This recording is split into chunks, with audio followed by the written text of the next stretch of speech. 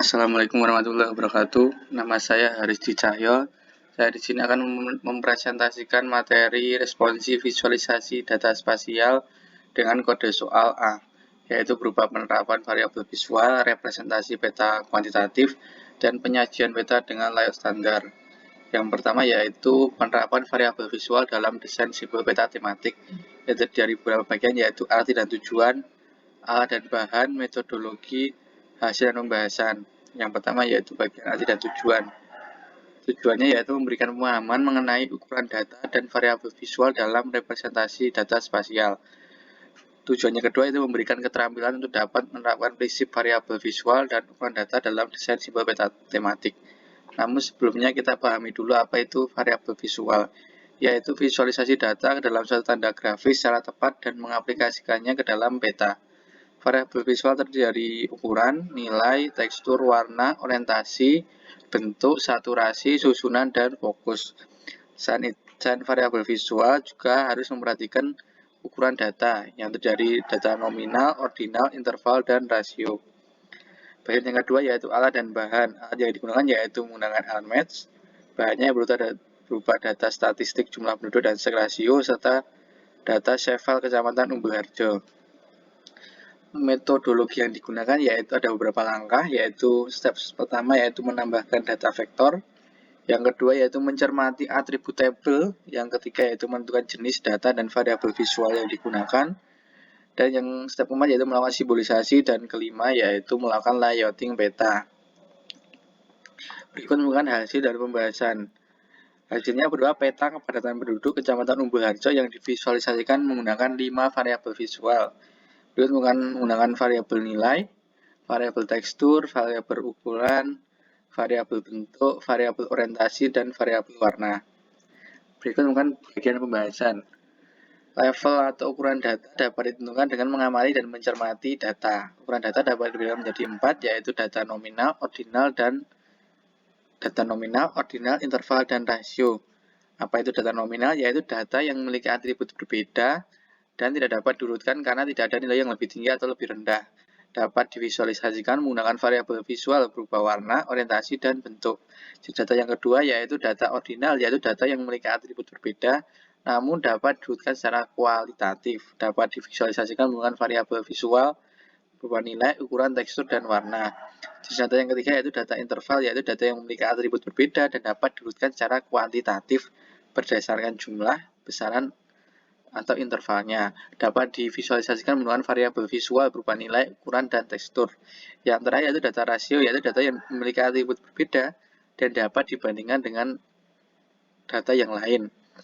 Dapat divisualisasikan menggunakan variabel visual berupa ukuran.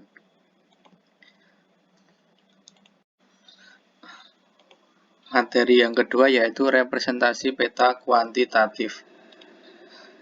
Yang terdiri dari beberapa bagian yaitu bagian arti dan tujuan, alat dan bahan, metodologi, serta hasil dan pembahasan.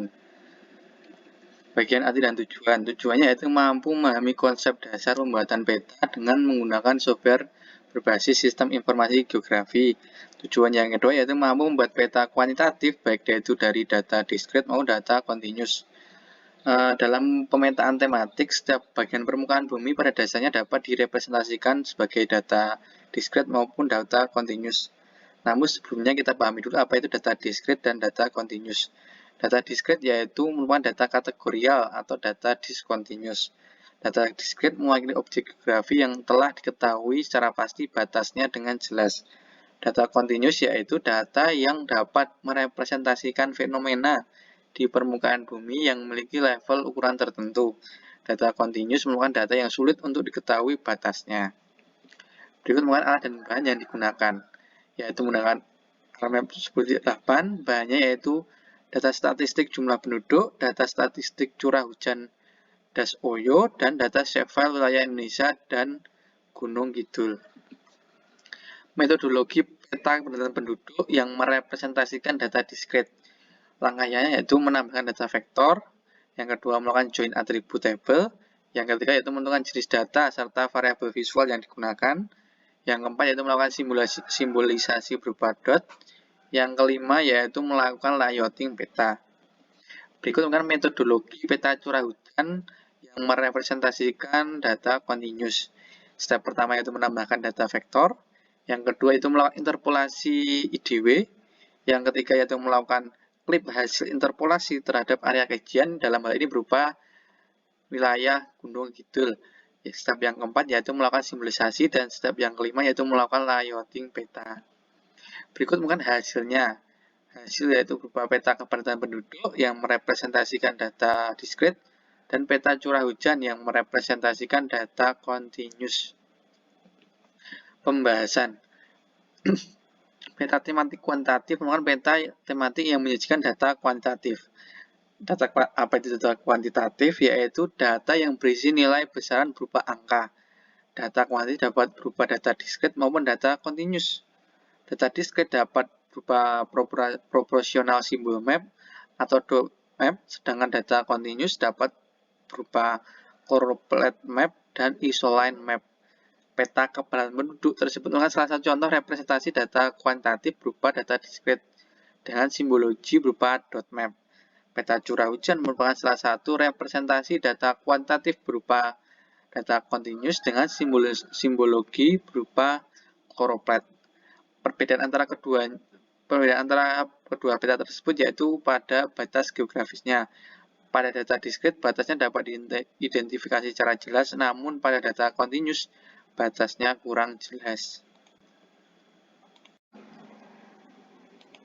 Materi yang ketiga yaitu penyajian peta dengan menggunakan layout standar. Penyajian peta dengan menggunakan layout standar terdiri arti dan tujuan, yang kedua alat dan bahan, yang ketiga metodologi, dan yang keempat yaitu hasil dan pembahasan. Arti dan tujuannya memahami beberapa standar penyajian peta. Tujuan yang kedua itu memiliki keterampilan untuk dapat menyajikan peta tematik sesuai dengan standar nasional. Proses desain peta tidak lepas dari yang namanya kaidah kartografis, yaitu ketentuan ilmiah tentang desain dan visualisasi peta dalam berbagai komponen grafis yang penggunaannya tentu saja disesuaikan dengan tujuan visualisasi peta berupa clarity, order, balance, kontras, dan unity. Penyajian peta pada lingkup publik atau nasional dapat disesuaikan dengan standar nasional. Standarisasi layouting peta ini dikarenakan banyaknya pengguna peta yang memiliki latar belakang disiplin ilmu yang bervariasi, sehingga untuk menyampaikan informasi dengan efektif maka peta dibuat dengan mengikuti kaidah dan penyajian tertentu yang telah disepakati. Yang kedua yaitu alat dan bahan. Alat yang digunakan yaitu menggunakan R-Maps. Bahannya berupa data save file rencana tata ruang wilayah Kota Bitung.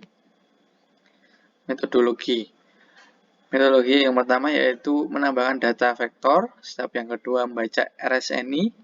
Step yang ketiga yaitu melakukan definition query. Yang keempat melakukan simbologi dan labelisasi. Dan step yang kelima yaitu melakukan layouting peta. Berikut mungkin hasil dari pembuatan layouting peta standar nasional yang berupa peta RTMW wilayah Kota Bitung. Pembahasan. Standar penyajian peta harus dipatuhi dan dijalankan sesuai dengan ketentuan SNI yang telah disepakati bersama. Tujuan dari standarisasi yaitu untuk memudahkan dalam penggabungan peta karena telah memiliki standar atau format yang sama dan memudahkan dalam penyampaian informasi. Pada praktikum ini penyajian peta disesuaikan dengan PP nomor 8 tahun 2013 dan RSNI spesifikasi penyajian peta RT RW provinsi, kabupaten, dan kota.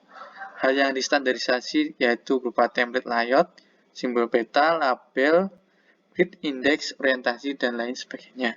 Ketelitian sangat dibutuhkan ketika menyajikan peta dengan standar nasional, seperti mencocokkan simbol, label, ukuran peta, grid, template, dan semua hal yang berkaitan dengan penyajian peta.